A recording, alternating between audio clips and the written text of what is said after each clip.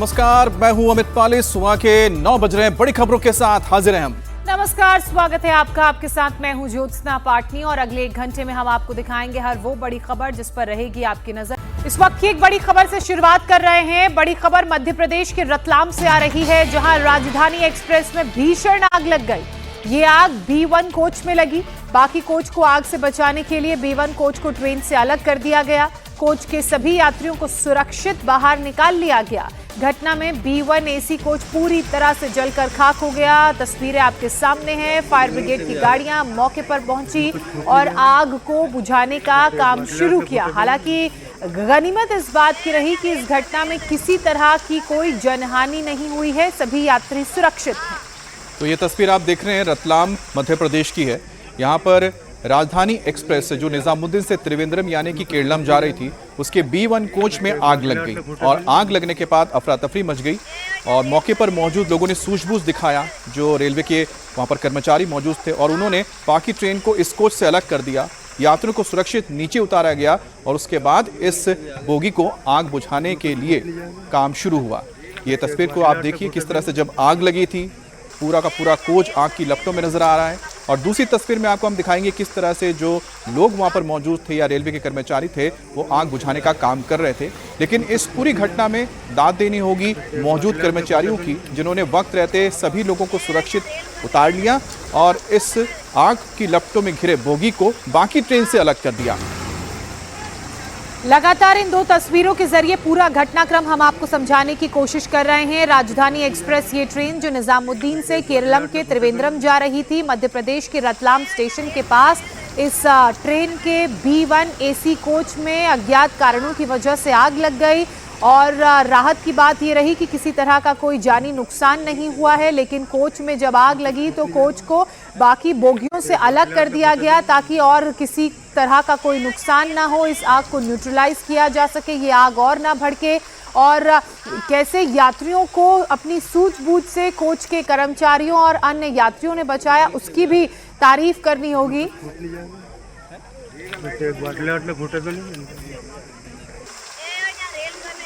कुछ आग लगने की घटना हुई है। इसके चलते रेलवे स्टाफ ने तुरंत कार्रवाई करते हुए सारे पैसेंजर्स को इवैक्यूएट किया। जो कोच में आग लगी हुई थी उसे बाकी की ट्रेन से सेपरेट किया और तुरंत फायर ब्रिगेड, स्टेट प्रशासन और रेलवे की मशीनरी को इन्फॉर्म करा गया और सभी लोगों ने तुरंत कार्रवाई करते हुए सारी पैसेंजर्स की सेफ्टी इंश्योर करी। आज मॉर्निंग में लगभग 5:15 बजे के करीब यह सूचना प्राप्त हुई कि कोटा मंडल में कोटा नागदा के मध्य गाड़ी संख्या 12431 त्रिवेंद्रम हजरत निजामुद्दीन राजधानी एक्सप्रेस के B1 कोच एवं SLR कोच में आग लगी है। यह आखिरी के 2 कोच थे। रेलवे घटना की सूचना मिलते ही रेल प्रशासन एक्टिविटी में आ गया।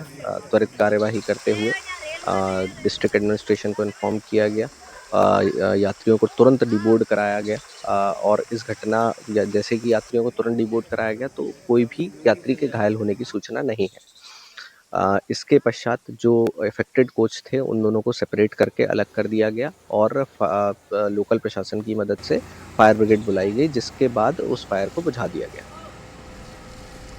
DCM रेलवे को आप सुन रहे थे। ताज़ा अपडेट ये है कि यात्री सभी सुरक्षित हैं, आग पर काबू पा लिया गया है। ये तस्वीरें आप देख रहे हैं उस वक्त की जब इस बोगी में आग लगी और उसके बाद मौके पर वहां के स्थानीय प्रशासन की मदद से फायर ब्रिगेड की टीम को बुलाया गया और इस आग को न्यूट्रलाइज किया गया। फायर ब्रिगेड की टीम ने इस आग को पूरी तरह से कंट्रोल कर लिया। हालांकि अब जांच का विषय है कि आग ट्रेन में कैसे लगी, क्या वो कारण थे, और जब आग लगने की जानकारी मिली तो तुरंत बाकी ट्रेन के हिस्से को इस बोगी से अलग कर लिया गया। केंद्रीय मंत्री बंडी संजय कुमार के बेटे बंडी भागीरथ साई का एक नाबालिग के साथ यौन उत्पीड़न के आरोप में गिरफ्तार होना सामने आया है। ये कार्रवाई तेलंगाना हाईकोर्ट द्वारा उन्हें गिरफ्तारी से अंतरिम राहत देने से इनकार किए जाने के बाद हुई है। ये मामला तब सामने आया था जब 17 साल की लड़की ने साई पर उत्पीड़न और यौन शोषण के आरोप लगाए, जिसके बाद पुलिस ने केस दर्ज करके कार्रवाई शुरू की। बंदी भागीरथ साई पर पॉक्सो और BNS की अलग अलग धाराओं में केस दर्ज किया गया है। गिरफ्तारी के बाद बंडी भागीरथ को पुलिस मेडिकल के लिए लेकर गई, जिसके बाद बंडी भागीरथ को मजिस्ट्रेट के सामने पेश किया गया। मजिस्ट्रेट ने सुनवाई के बाद बंडी भागीरथ को 29 मई तक न्यायिक हिरासत में भेज दिया है। बंडी भागीरथ साईं की गिरफ्तारी को लेकर उनके पिता केंद्रीय मंत्री बंडी संजय ने सोशल मीडिया पर पोस्ट कर दावा किया है कि उन्होंने पुलिस के सामने खुद सरेंडर किया है। तो बंडी भागीरथ पर आरोप क्या है वो आपको बता देते हैं। 17 साल की नाबालिग लड़की का यौन शोषण करने का आरोप है और इसके बाद वो पुलिस के से लगातार बचने की कोशिश कर रहे थे। मोकिनाबाद के फार्म हाउस में इस यौन शोषण को अंजाम दिया गया। पीड़िता की मां का आरोप है कि 6 महीने तक उनकी बेटी को और उनके परिवार वालों को परेशान किया गया। वेस्ट एशिया में तनाव के बाद आर्थिक मोर्चों की बड़ी लड़ाई लगातार केंद्र सरकार लड़ रही है, भारत सरकार लड़ रही है। इंपोर्ट ड्यूटी बढ़ाने के बाद अब चांदी के आयात पर भी बड़ा एक्शन लिया गया है। चांदी की इंपोर्ट पॉलिसी में बदलाव करते हुए केंद्र सरकार ने 99.9% शुद्धता वाले सिल्वर बार की कैटेगरी को फ्री से हटाकर रिस्ट्रिक्टेड कैटेगरी में डाल दिया है, जिसके बाद अब चांदी की ईंट आसानी से आयात नहीं की जा सकेगी। अब इसके लिए सरकार से आपको अनुमति या फिर लाइसेंस लेना अनिवार्य होगा। एक तरफ सरकार इंपोर्ट बिल कम करने के लिए लगातार कोशिश जारी रखी हुई है, तो नीदरलैंड्स दौरे पर पहुंचे पीएम मोदी ने भारतीय समुदाय के बीच अपने संबोधन में युद्ध के बाद दुनिया के हालात पर चिंता जताई है। और प्रधानमंत्री मोदी ने इस दौरान कहा कि जितना भी प्रोग्रेस या विकास दुनिया ने किया है पिछले कुछ वक्त में, पिछले कुछ सालों में या पिछले कुछ दशक में, इस युद्ध के अगर निरंतर इसी तरह से हालात बने रहते हैं तो ऐसे में हर कोई उस विकास की गति को खो देगा।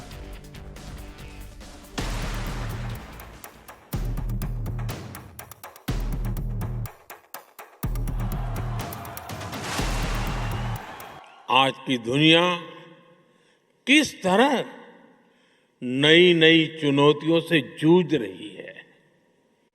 पहले कोरोना आया, फिर युद्ध होने शुरू हो गए और अब आज की एनर्जी क्राइसिस है। ये दशक दुनिया के लिए आपदाओं का दशक बन रहा है। हम सभी देख रहे हैं, अगर ये स्थितियां तेजी से नहीं बदली गई तो बीते अनेक दशकों की उपलब्धियों पर पानी फिर जाएगा। दुनिया की बहुत बड़ी आबादी फिर से गरीबी के दलदल में चली जाएगी। फॉरेन एक्सचेंज पर सरकार का बड़ा एक्शन।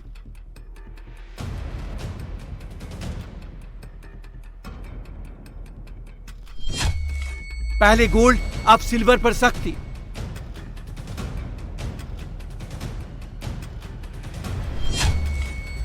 आर्थिक मोर्चे पर वैश्विक लड़ाई, युद्ध के चलते हर मोर्चे पर सख्ती।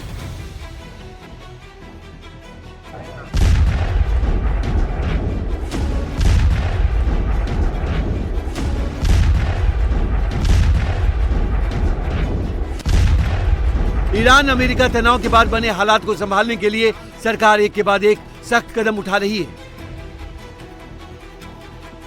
पहले सोने पर सख्ती और इंपोर्ट ड्यूटी बढ़ाने के बाद अब सिल्वर के निर्यात को लेकर केंद्र सरकार ने बेहद ही सख्त कदम उठाए।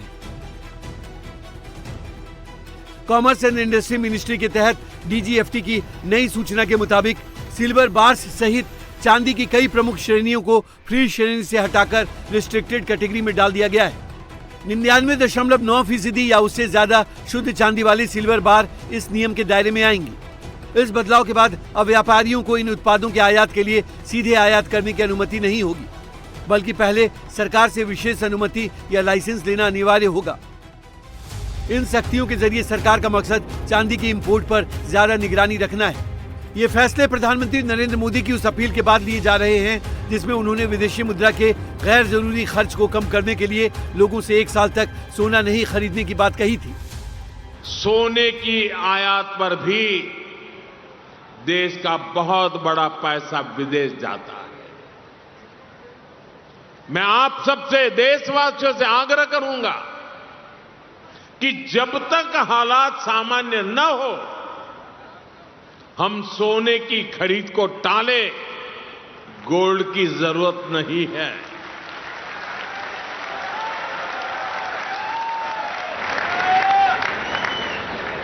साथियों, आज समय की मांग है कि हम वोकल फॉर लोकल को एक जन आंदोलन बनाएं।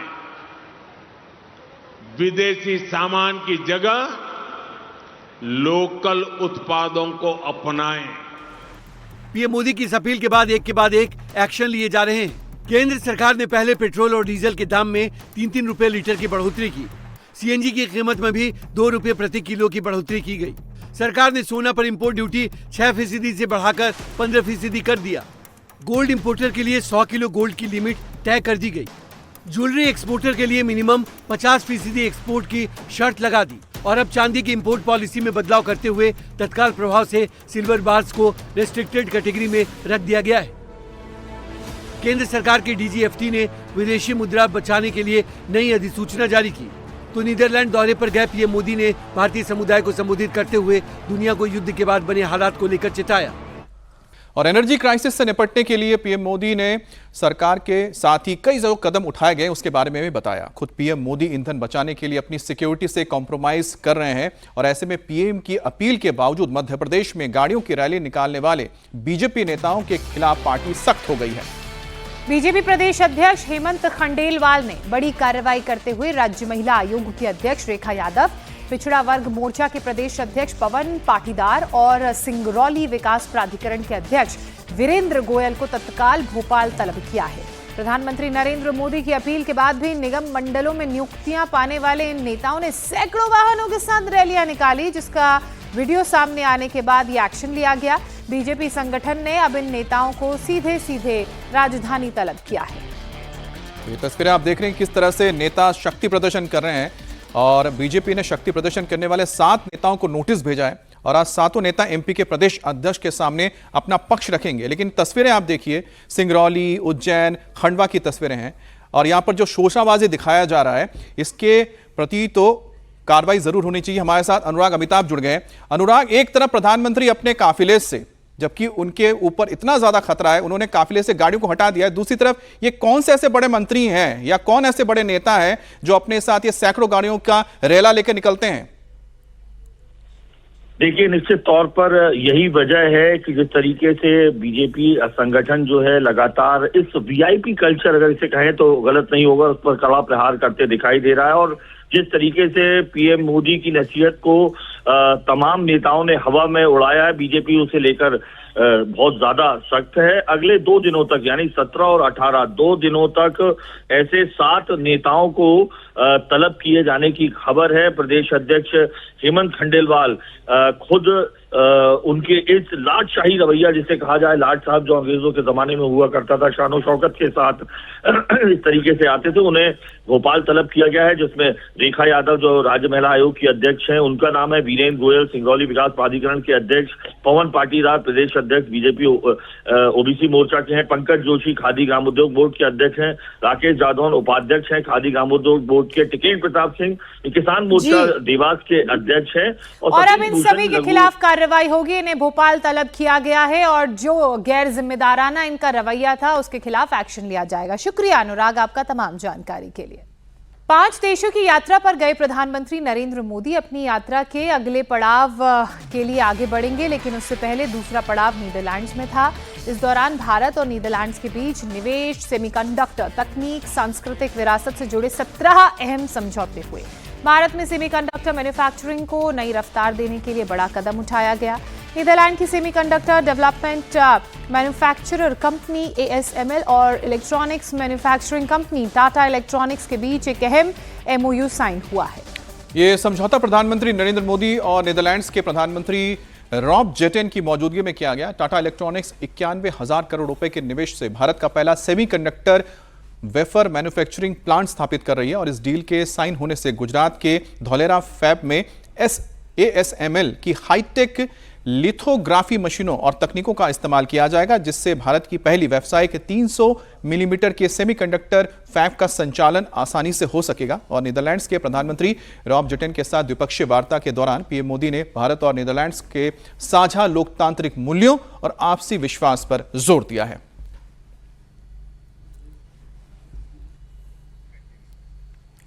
प्रधानमंत्री मोदी की नीदरलैंड्स यात्रा के दौरान भारतीय संस्कृति और सभ्यता के लिए शनिवार का दिन यादगार रहा, जब नीदरलैंड सरकार ने चोल काल के तांबे के थालों का एक सेट भारत को लौटा दिया।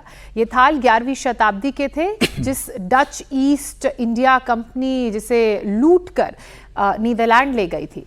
इन सांस्कृतिक आकृतियों की वापसी के लिए भारत लंबे वक्त से राजनयिक कोशिशें भी कर रहा था। अब नीदरलैंड्स ने दोनों देशों के बीच रिश्तों को मजबूत बनाने की कोशिश के तहत इन थालों को वापस लौटाया है। प्रधानमंत्री रॉब जेटन की उपस्थिति में हुए समारोह में प्रधानमंत्री मोदी ने इसे हर भारतीय के लिए खुशी का पल बताया कि चोला साम्राज्य के दौरान जिन तांबे के पत्र पर ये तमाम लिखी गई थी चीजें, वो भारत को मिल रहा है, जिससे भारत की संस्कृति को एक फिर से जानने का और मौका मिलेगा।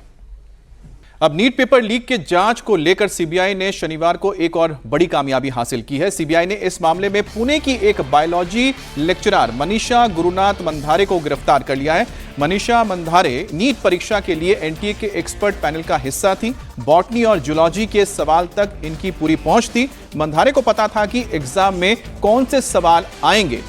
मंधारे ने एग्जाम से पहले अपने पुणे स्थित घर पर स्पेशल कोचिंग क्लास लगाई। वहां छात्रों को बॉटनी और जूलॉजी के सवाल बताए। सीबीआई आज मनीषा गुरुनाथ मंधारे को कोर्ट में पेश करेगी। वहीं शनिवार को पेपर लीक के मास्टरमाइंड पीवी कुलकर्णी और उसकी साथी मनीषा वाघमारे को कोर्ट ने 10 दिन की सीबीआई रिमांड पर भेज दिया है। इस बीच सरकार ने एनटीए में 2 महिला अफसरों की नियुक्ति कर दी है। 2 अफसरों को एनटीए में ज्वाइंट सेक्रेटरी पद पर काबिज किया गया है।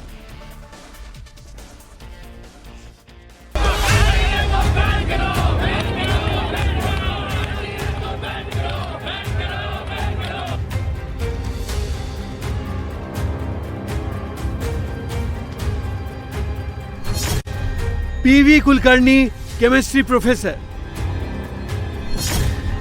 Manisha Gurunath Mandhare biology lecturer. ये वो 3 चेहरे हैं जिन्होंने देश के 22 लाख बच्चों का भविष्य अधर में लटका दिया है। कुछ रुपयों के लालच में इन तीनों ने भविष्य के डॉक्टरों पर ग्रहण लगा दिया। 2 टीचरों के बीच में एक तीसरा किरदार है ब्यूटिशियन मनीषा वाघमारे का, जो छात्रों और इन दोनों टीचरों के बीच की अहम कड़ी थी। नीट पेपर लीक मामले में सीबीआई जांच पर रोज नए खुलासे हो रहे हैं और नए किरदार भी सामने आ रहे हैं। शनिवार को सीबीआई की टीम ने इस मामले में 9वीं गिरफ्तारी की। सीबीआई की टीम ने पुणे की बायोलॉजी लेक्चरर मनीषा गुरुनाथ मंधारे को गिरफ्तार किया है। मनीषा मंधारे को दिल्ली में सीबीआई हेडक्वार्टर में पूछताछ के बाद गिरफ्तार किया गया। मनीषा मंधारे नीट परीक्षा के लिए एनटीए के एक्सपर्ट पैनल का हिस्सा थी। बॉटनी और जूलॉजी के सवालों तक इनकी पूरी पहुंच थी। मंधारे को पता था कि एग्जाम में कौन से सवाल आएंगे। उन्होंने एग्जाम से पहले अपने पुणे स्थित घर पर स्पेशल कोचिंग क्लास चलाई। वहां छात्रों को बॉटनी और जूलॉजी के सवाल बताए। इतना ही नहीं, छात्रों को नोटबुक में लिखवाए और किताबों में मार्क भी करवाए। मंधारे के कोचिंग क्लास में बताए सवाल 3 मई को नीट परीक्षा के पेपर में आए।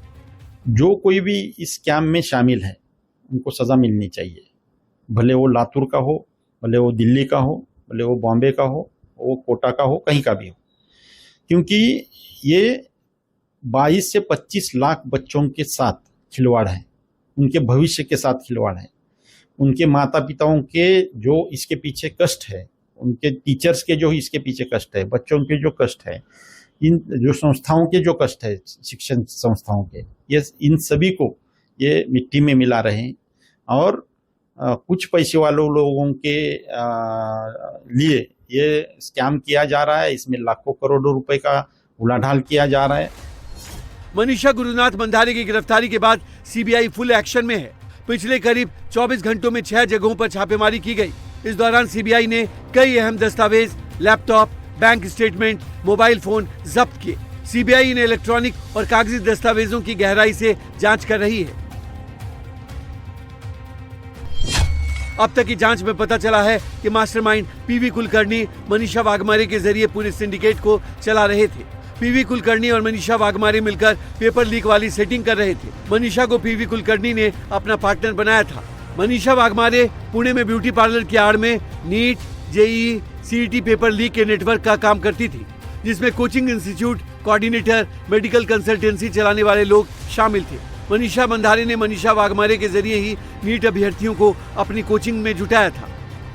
मनीषा वाघमारे हैं वो जिन स्टूडेंट्स के पास पैसा था, जो नीट के एग्जाम जिन्होंने देना था और जिनके पास पैसा था, ऐसे लोगों को ढूंढ जो है वो मनीषा वाघमारे रही थी और वही उनसे पैसा इकट्ठा कर रही थी। यही कारण है कि उनके अकाउंट को, जो मनीषा वाघमारे है उसके अकाउंट को भी सीबीआई ने सीज किया है। काफी पैसा उनके अकाउंट से मिला है। तो पूरी इन्वेस्टिगेशन सीबीआई ने यहां पर कोर्ट को बताई और कोर्ट में कहा कि इन लोगों की इन्वॉल्वमेंट काफी ज्यादा है। नीट पेपर लीक मामले में गिरफ्तार मास्टरमाइंड पीबी कुलकर्णी और उनकी साथी मनीषा वाघमारे को सीबीआई ने शनिवार को दिल्ली की राउज एवेन्यू कोर्ट में पेश किया, जहां सुनवाई के बाद कोर्ट ने दोनों को 10 दिनों की सीबीआई कस्टडी में भेज दिया। वहीं बायोलॉजी लेक्चरर मनीषा गुरुनाथ मंधारे को आज सीबीआई कोर्ट में पेश करेगी।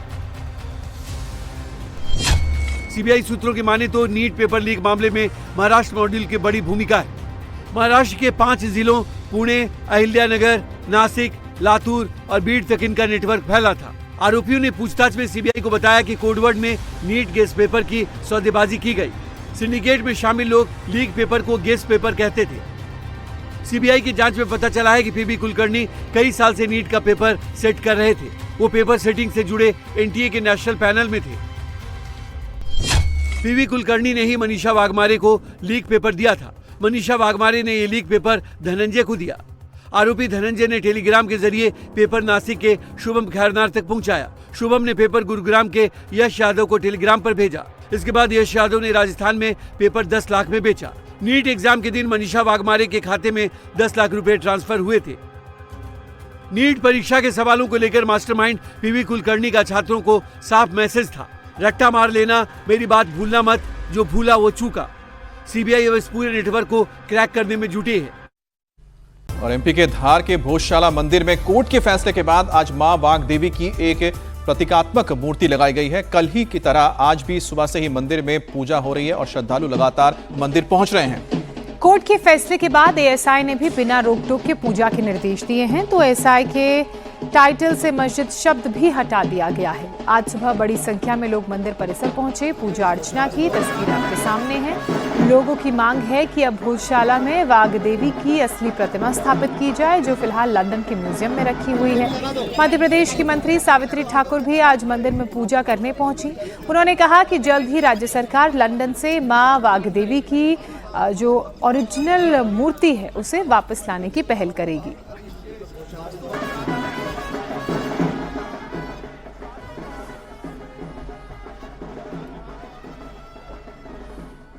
उत्तर प्रदेश की राजधानी लखनऊ से खबर है, जहां के डीएम ऑफिस के बाहर बुलडोजर एक्शन हुआ है। पुराने हाईकोर्ट परिसर, सेशन कोर्ट के बाहर इस कार्रवाई को देखा गया। रजिस्ट्री ऑफिस के बाहर भी इस वक्त बुलडोजर की कार्रवाई जारी है। रजिस्ट्री ऑफिस के बाहर 240 चैंबर्स तोड़े जाएंगे। हाईकोर्ट के आदेश पर इस कार्रवाई को अंजाम दिया जा रहा है। बुलडोजर एक्शन के खिलाफ हालांकि कई वकील सड़कों पर उतरकर प्रदर्शन जरूर कर रहे हैं, लेकिन बावजूद उसके हाईकोर्ट के आदेश की तामील हो रही है और इन तमाम ऑफिसेस को तोड़ने का काम शुरू हो चुका है। ये बुलडोजर की तस्वीर, पीला पंजा जिसका प्रहार रजिस्ट्री ऑफिस के बाहर इस वक्त देखने को मिल रहा है। जो 240 चेंबर्स हैं उन्हें तोड़ने की, उनको नष्ट करने की कार्रवाई इस वक्त की जा रही है और इसी कार्रवाई के खिलाफ कुछ वकील सड़कों पर भी उतर आए हैं। ये 2 तस्वीरें आपके सामने, जहां पहली तस्वीर में आप देख सकते हैं कि लखनऊ में बुलडोजर का एक्शन इस वक्त जारी है। जो अवैध चेंबर्स हैं उन्हें तोड़ने का काम हो रहा है, तो वहीं पुलिस की मौजूदगी में देखिए कैसे वकीलों का प्रदर्शन भी दूसरी तरफ हो रहा है।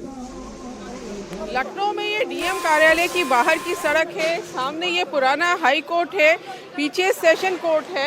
यहाँ बुलडोजर पहुंचे हैं, 1, 2, 3, 4 और पीछे 4 बुलडोजर और हैं और यहाँ पे लगातार एक्शन चल रहा है। ये सड़क के किनारे फुटपाथ पे जो चेंबर्स बनाए गए थे या जो फोटोकॉपी की शॉप थी वो सब इस तरह से गिराई जा रही है। दरअसल ये इस पूरे इलाके में करीब 240 ऐसे चैम्बर्स और फोटोकॉपी की शॉप थी जिनको इलाहाबाद हाईकोर्ट की लखनऊ बेंच ने गिराने का आदेश दिया था और उसके बाद यहाँ नोटिस भी चस्पा किया गया था। 130 ऐसे थे जिसमें नाम था तो उनको नोटिस दिया था, बाकी जगह लाल निशान लगाए गए थे। तो यहाँ पर बड़ी तादाद में फोर्स है, बुलडोजर तो हैं, वकील भी यहाँ पर आए हैं, विरोध कर रहे हैं। क्या बात है बताइए। मैम, जो बताया जा रहा है सरकार के द्वारा और प्रशासन के द्वारा कि अधिवक्ताओं के चैम्बर ही सिर्फ अवैध हैं। पूरे लखनऊ में कितना अतिक्रमण हुआ है, नाले पे और रोडों पे लोग ठेला लगा रहे हैं, दुकानें चला रहे हैं, जहां से सरकार को, प्रशासन को वसूली जाती है वो वैध है। लेकिन जहां पे अधिवक्ता एक अपनी रोजी रोटी कमाने के लिए एक अपनी छोटा सा चैम्बर बना के बैठा हुआ है, वो सरकार को और प्रशासन को अतिक्रमण लगता है। उसको तो वकीलों को आपने सुना, उनका ये कहना है कि उनके खिलाफ ये कार्रवाई ठीक नहीं है। हालांकि जो अवैध कब्जा है उसे कब्जे से मुक्त कराने का आदेश कोर्ट की तरफ से ही आया था और उसके बाद इस कार्रवाई को अंजाम दिया जा रहा है। पुराने हाई कोर्ट के बाहर के इलाके, इसके अलावा सेशंस कोर्ट के सामने जितने भी अवैध चैम्बर्स हैं उन पर ये एक्शन हो रहा है। लगभग 4 से 5 की संख्या में बुलडोज़र का जो एक्शन है वो इस वक्त लखनऊ की सड़कों पर देखने को मिल रहा है। बड़ी संख्या में जो पुलिस के जवान हैं उनकी भी मौजूदगी है, क्योंकि जो वकील हैं वो लगातार प्रदर्शन कर रहे हैं, वो इस कार्रवाई का विरोध जता रहे हैं। उनका ये कहना है कि एक छोटा सा चेंबर जहां बैठकर वो काम करते हैं उसे नहीं तोड़ना चाहिए। अगर इस तरह की कार्रवाई हो रही है तो लखनऊ में बड़ा ऐसा इलाका है जहां पर अवैध कब्जा किया गया है, उसके खिलाफ भी एक्शन होना चाहिए। और उन्हीं मांगों को लेकर सड़कों पर उतरकर इस वक्त वकील प्रदर्शन कर रहे हैं। लेकिन वहीं दूसरी तरफ हाईकोर्ट के आदेश के बाद इस कार्रवाई को अंजाम दिया गया है। बुलडोजर एक्शन के खिलाफ जहां एक तरफ वकीलों का प्रदर्शन जारी है, वो सड़कों पर उतरे हुए हैं, तो वहीं दूसरी तरफ 240 ऐसे चेंबर्स हैं जिन्हें चिन्हित करके अब उनको जमींदोज करने का काम शुरू हो चुका है। ये 2 तस्वीरें लगातार आप देख रहे हैं। पहली तस्वीर, बुलडोजर का एक्शन इस वक्त जारी है, जो पोस्टर्स लगे हैं, बैनर्स लगे हैं, उन्हें हटाया जा रहा है। उसके बाद जो अवैध कब्जा है उसे ढहाने का काम हो रहा है। अवैध चैम्बर्स को एक एक करके गिराया जाएगा। तो वहीं दूसरी तस्वीर में आप देख रहे हैं कि कैसे वकील लगातार इस कार्रवाई का, इस प्रदर्शन का विरोध कर रहे हैं। बड़ी संख्या में सड़कों पर इकट्ठा हो चुके हैं और इस एक्शन को जैसे तैसे रोकने की जुगत में लगे हुए हैं। तो वहीं जो पुलिस के जवान हैं, आरएफ मौके पर मौजूद है, इन्हें खदेड़ने की कोशिश में और किसी तरह के अप्रिय हालात से बचने की कोशिश में लगातार जुटी हुई है ताकि वहां का माहौल ना बिगड़े। अब आप देखिए, रजिस्ट्री ऑफिस के बाहर भी इस वक्त बुलडोजर चल रहा है, पीले पंजे का एक्शन जारी है। तो वहीं जो पुराना हाई कोर्ट है उसके बाहर के इलाके और सेशंस कोर्ट के आसपास के इलाके और जितने भी अवैध चैम्बर्स हैं उन सब पर ये बुलडोजर की कार्रवाई इस वक्त हो रही है। तो कुल मिलाकर जहां जहां अवैध कब्जा है वहां पर इस वक्त पीले पंजे का एक्शन हो रहा है, बुलडोजर गरज रहा है और इसी गरज के कारण जो वकील हैं वो गुस्से में हैं, सड़कों पर उतरकर इस कार्रवाई का विरोध कर रहे हैं, प्रदर्शन कर रहे हैं। पुलिस वालों से भी उनकी तू-तू मैं-मैं हो रही है। पुलिस वाले उन्हें लगातार समझाने की कोशिश कर रहे हैं, क्योंकि एक्शन तो होगा, ऑर्डर कोर्ट से आया है और उसके खिलाफ नहीं जाया जा सकता है। लेकिन वहीं दूसरी तरफ वकील लगातार देखिए किस तरह से सड़कों पर उतरकर इस कार्रवाई का विरोध कर रहे हैं। उनका ये कहना है कि छोटा सा ही एक उनका चेंबर है जिसके खिलाफ ये एक्शन हो रहा है।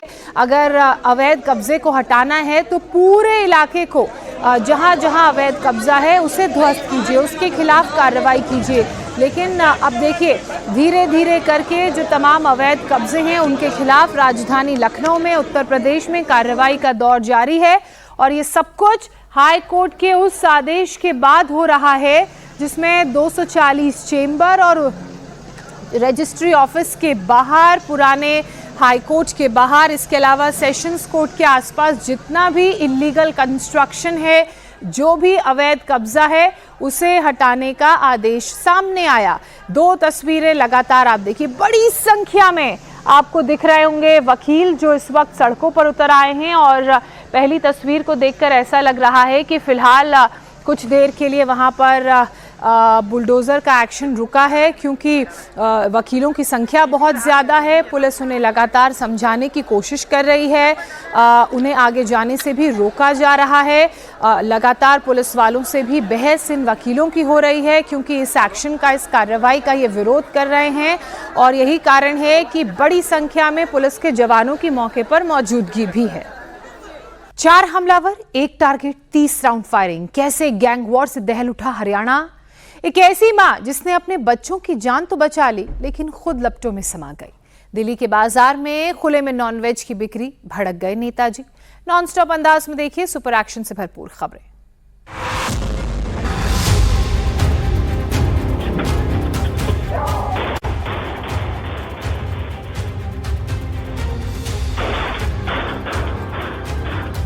चार लोग कार पर इस तरह फायरिंग कर रहे हैं मानो उन्हें पिस्टल की सारी गोलियां यहीं खत्म कर देनी है। फायरिंग करते करते बदमाशों की पिस्टल अटक जाती है, लेकिन थोड़ी देर में वो फिर फायरिंग शुरू कर देते हैं। सरेआम कार पर शूटआउट की ये तस्वीर हरियाणा के झज्जर की है। शुक्रवार देर रात करीब 11 बजे जितेश नाम का ये शख्स घर से निकलकर अपनी कार में बैठा था। उसके साथ एक शख्स था, लेकिन इससे पहले कि वो अपनी कार स्टार्ट कर आगे बढ़ता, सामने से आई कार ने उसका रास्ता रोका और कार से 4 लोग निकले और गोलियों की बरसात कर दी।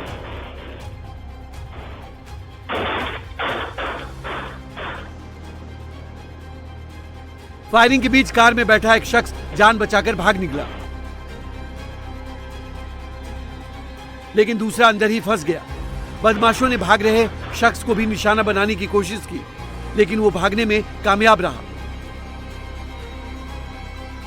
इसके बाद एक बार फिर से चारों बदमाश कार में बैठे युवक को टारगेट कर फायरिंग करने लगे। फायरिंग के बाद चारों बदमाश कार में बैठे, लेकिन तभी हरे रंग की शर्ट पहना बदमाश फिर से बाहर आया और गन की पूरी मैगजीन खाली कर दी।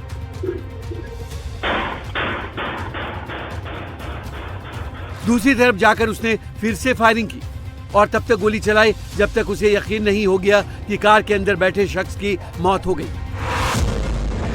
क्यों खुलने में बताइए आप? ये अंदर है, काटे वाले, ये उठाओ सब, बंद करो। क्या लाइसेंस का इसका? विधायक जी का पारा हाई है। दुकानदारों को जमकर फटकार लगा रहे हैं, दुकान बंद करवाने और लाइसेंस रद्द करने की धमकी दे रहे हैं। ओ भाई लाइसेंस निकालो। क्या क्राइटेरिया, क्या खुले में बेचने का क्राइटेरिया है? फिर क्या है क्राइटेरिया? चलान करो उसका। ये हैं दिल्ली के पटपड़गंज से बीजेपी के विधायक रविंदर नेगी। शनिवार को विधायक जी जब अपने विधानसभा क्षेत्र में बाजार के दौरे पर निकले तो वहां का नजारा देखकर भड़क उठे। खुले में मांस मछली बेचे जाने और गंदगी पाए जाने पर आग बबूला हो गए। भाई इसकी चेक करना और 2 बार में 2 नोटिस देना, तीसरी बार कैंसिल करना। रविंदर नेगी अपने समर्थकों के साथ मीट की दुकानों का मुआयना करने पहुंचे थे तो दुकानदारों की ओर से साफ सफाई के नियमों का सही तरीके से पालन न होने पर भड़क गए। एक मुस्लिम दुकानदार के खुले में मछली बेचने पर उसे जमकर फटकार लगाई।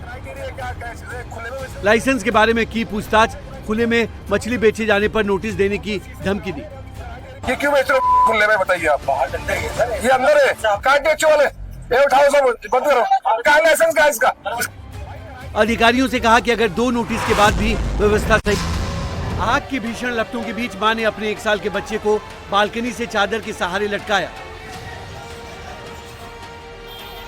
फिर सीढ़ी के सहारे मां ने बेटी को पड़ोसी की छत पर सुरक्षित भेजा। भतीजे को भी सीढ़ी से दूसरी ओर भेजा। बच्चों को बचाने के चक्कर में ये मां खुद आग और धुएं में फंसकर जान की बाजी लगा दी। यूपी के प्रयागराज के नैनी में 12 मई को हुए इस भीषण अग्निकांड का ये वीडियो बेहद भावुक और विचलित करने वाला है। बिल्डिंग के 2nd फ्लोर पर आग लगी थी, जिसके बाद नीचे गली में अफरा तफरी मच गई। लग गई भाभी, और भाभी आग लग गई। देखिए उस घर में, वो घर में वो देखो। बिल्डिंग की ऊपरी मंजिल में फंसी महिला ने अपने बच्चों को सीढ़ियों के सहारे आके लपटों से बचाने के लिए दूसरी बिल्डिंग में भेज दी। भगवान, पता नहीं क्या क्या होता है। इधर ऊपरी मंजिल पर महिला अपने बच्चों को सामने की बिल्डिंग में भेज रही थी, तभी पहली मंजिल पर लटकी एक महिला ने आग से बचने के लिए नीचे छलांग लगा दी। पता नहीं वो बारिश कूदी नीचे। दूसरे फ्लोर में महिला लगातार अपने बच्चों को बचाने की कोशिश कर रही थी। महिला ने अपने बच्चों को तो बचा लिया, लेकिन खुद बुरी तरह झुलस गई। बाद में अस्पताल में इलाज के दौरान उन्होंने दम तोड़ दिया।